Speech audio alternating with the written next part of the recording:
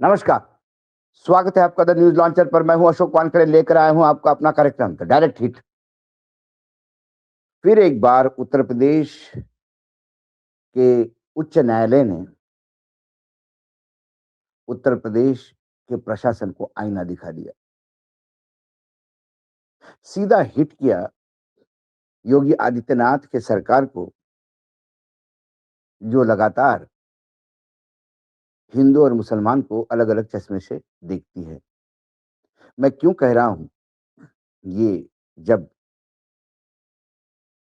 पूरी खबर सुनेंगे तो आपको लगेगा।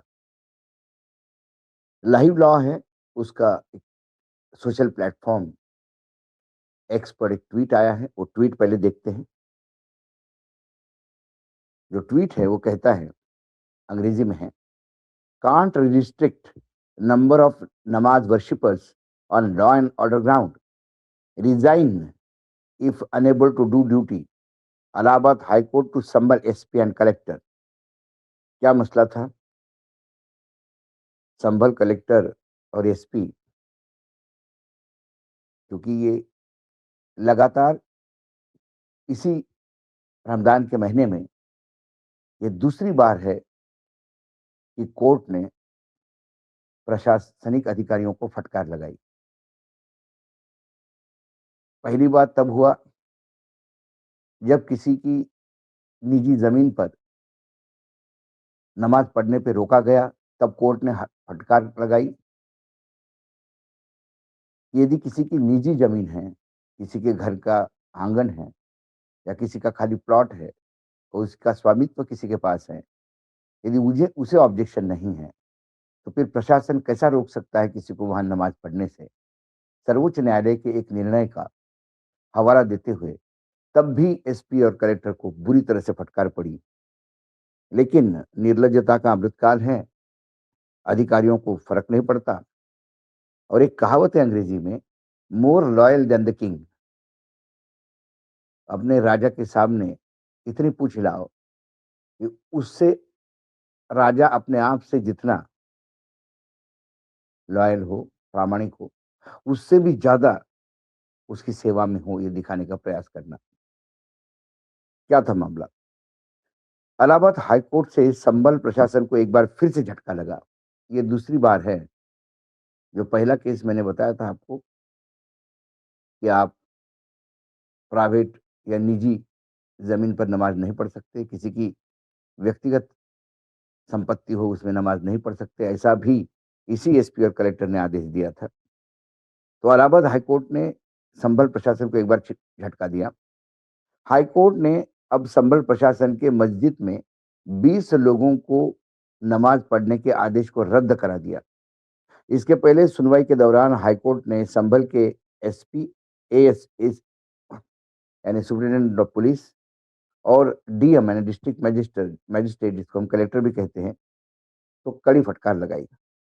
उत्तर प्रदेश की इलाहाबाद हाई कोर्ट से संभल प्रशासन को एक बार फिर झटका लगा। हाई कोर्ट ने अब संभल प्रशासन के मस्जिद में 20 लोगों को नमाज पढ़ने के आदेश को रद्द कर दिया। हाई कोर्ट ने आदेश में कहा कि प्रशासन सभी नमाज पढ़ने वाले लोगों की सुरक्षा सुनिश्चित करे। अगर नमाज पढ़ने में कोई बाधा उत्पन्न करता है, तो उसके खिलाफ कानूनी कार्रवाई की जाए। दरअसल पिछले दिनों संभल प्रशासन की ओर से मस्जिद में 20 लोगों को नमाज पढ़ने की इजाजत दी गई थी। संभल प्रशासन ने सुरक्षा का मसला बताते हुए नमाज को सीमित करने का आदेश दिया था। पिछले दिनों सुनवाई के क्रम में हाईकोर्ट ने सुरक्षा के मसले पर संभल डीएम और एसपी को कड़ी फटकार लगाई थी। सुरक्षा न दे पाने की स्थिति में इस्तीफा देने की बात की। इसके बाद हाईकोर्ट ने 16 मार्च यानी सोमवार को सुनवाई की डेट तय की थी। सोमवार को सुनवाई के दौरान हाईकोर्ट ने संभल प्रशासन के नमाज के जुड़े आदेश को भी रद्द कर दिया। बता दें कि इलाहाबाद हाईकोर्ट में मुनरीज खान की ओर से एक रीट याचिका दाखिल की गई थी। इस आदेश के खिलाफ संभल के रहने वाले मुनरी मुनाजिर खान ने हाईकोर्ट में 18 फरवरी को याचिका दाखिल की, प्रशासन को चुनौती दी। इस मामले में पहले सुनवाई 27 फरवरी को हुई। याचिकाकर्ताओं की ओर से पेश हुए वकील ने हाईकोर्ट में सुनवाई के दौरान कहा था कि वहाँ एक मस्जिद स्थित है। मामले में हाईकोर्ट के जस्टिस अतुल श्रीधरन और जस्टिस सिद्धार्थ नंदन की डिवीजन बेंच में सुनवाई हुई। दरअसल इस जगह पर रमजान के माह में सामूहिक नमाज की इजाजत मांगी गई थी। जिला प्रशासन ने कानून व्यवस्था का मामला बताते हुए 20 से अधिक लोगों को नमाज पढ़ने को यहाँ रोक दिया था। प्रशासन के फैसले के खिलाफ संबंधित पक्ष हाईकोर्ट में चला गया। सुनवाई के क्रम में हाईकोर्ट ने प्रशासन को खूब सुना दिया। कोर्ट ने एसपी और डीएम को कड़ी फटकार लगाई। इतना ही नहीं, दोनों अधिकारियों को इस्तीफा दिए जाने की बात कही थी। ये मैंने हमेशा कहा कि ये 2 जो चश्मे से क्यों देखती है सरकार। सीधी बात है कि इस सरकार में कुंभ भी होता है। यदि कुंभ में पिछली बार भगदड़ हुई,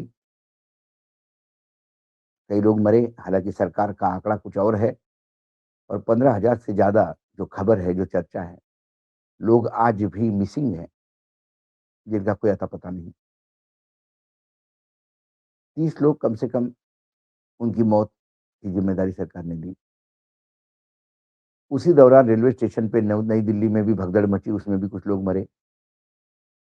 उन्हें रेलवे ने मरने वालों के हाथ में कैश थमा के पहली बार ऐसा हुआ कि कानून के विपरीत कैश में कंपेंसेशन देके उनके परिवार को मीडिया से दूर भगा दिया गया। तो क्या कोई डीएम और एसपी ये आदेश दे क्योंकि कुंभ में भगदड़ हुई थी इसलिए कुंभ में सिर्फ 5,000 लोग ही आएँगे? कुंभ में तो करोड़ों लोग आने को लाने की सेखियाँ बघारी जाती हैं। कुंभ एक आस्था का विश्व के लिए आस्था का एक प्रतीक है और विश्व से कुंभ में लोग आते हैं। हादसे होते रहते हैं। रेलवे में हादसे होते हैं इसलिए रेलवे नहीं रुकती। विमानों के हादसे होते हैं इसलिए विमान नहीं रुकते। ऐसा क्या हुआ संभल में कि मस्जिद में नमाज पढ़ने वालों की संख्या 20 की कर दी गई? क्या प्रशासन इतना डरता है कि 20 से ज़्यादा लोग आने से वहाँ एक धर्म विशेष के लोग दंगा करेंगे? और यदि इतना विश्वास उनको है, तो फिर उन्होंने उसकी व्यवस्था करनी चाहिए कि ऐसा ना हो और यदि नहीं कर पाते तो इस्तीफा दे देना चाहिए। यदि इसी मानसिकता से क्योंकि हम हमेशा कहते हैं कि इस देश में संविधान का राज्य है और संविधान के 3 स्तंभ है, विधायिका है, कार्यपालिका है, न्यायपालिका है। विधायिका की बात ही छोड़ो, यहाँ कब्रिस्तान और शमशान की बात होती होगी, झटका और हलाल की बात होती होगी, 20-80% की बात होती होगी। क्योंकि विधायिका का काम भारत को जोड़ना था, तोड़ना नहीं था। संविधान हमारा जोड़ता है, तोड़ता नहीं। लेकिन वर्तमान में जो लोग सत्ता में बैठे हैं, वो तोड़ने में विश्वास रखते हैं। कार्यपालिका का काम है कि विधायिका कुछ भी कहे, लेकिन संविधान को सामने रखते हुए प्रशासनिक काम करे। लेकिन कार्यपालिका यदि संविधान के रंग में रंग के ही काम करे, तो फिर संविधान कहाँ रहेगा?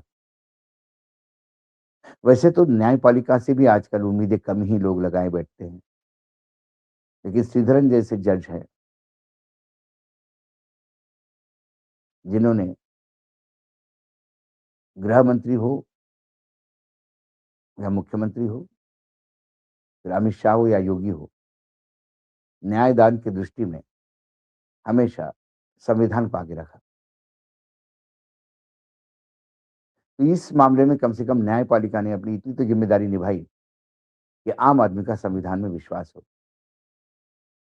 लेकिन फिर सवाल यही उठता है कि मात्र फटकार लगाने से काम होगा या जो आदतन मुजरिम बन चुके हैं, मैं आदतन मुजरिम इसलिए कहता हूँ, क्योंकि जो संविधान के विपरीत जाके काम करता है, वो मेरे लिए मुजरिम ही है। क्योंकि इस देश का संविधान ही इस देश को बाँधे हुए है। ये उपमहाद्वीप 143 करोड़ की जनता, विभिन्न जाति, धर्म, एक धर्म में कई जाति और कई परंपराएं, खान-पान से लेके पहनाव तक, बोली से लेके संस्कार तक, विविधता है। और यदि आईएएस और आईपीएस अधिकारी इसे संविधान के चश्मे से देखने के बजाय हिंदू मुसलमान के चश्मे से देखते हैं, तो फिर सवाल उठता है, क्या ऐसे अधिकारियों को फटकार लगाने से काम होगा, या ये आदतन मुजरिमों को व्यवस्था से दूर करना होगा, या कुछ सजा देनी होगी, ताकि कम से कम कार्यपालिका को ये तो समझ में आ जाए कि न्यायपालिका का हंटर उन पे भी चल सकता है। उत्तर प्रदेश में कार्यपालिका बेलगाम हो चुकी है, क्योंकि जब ऊपर मुख्यमंत्री हो या मंत्रिमंडल हो, 24 घंटे राजनीति ही करता हो, और राजनीति भी धर्म के समुदाय को लेके ही करता हो, तो फिर सारे मजे तो कार्यपालिका लूटती है। उत्तर प्रदेश में भ्रष्टाचार भी चरम पे है, और उसमें नेताओं से ज्यादा अधिकारियों का बोलबाला है। आज डायरेक्ट हिट में इतना ही। कल फिर आता हूं किसी विषय के साथ। तब तक के लिए नमस्कार। देखते रहिएगा न्यूज लॉन्च।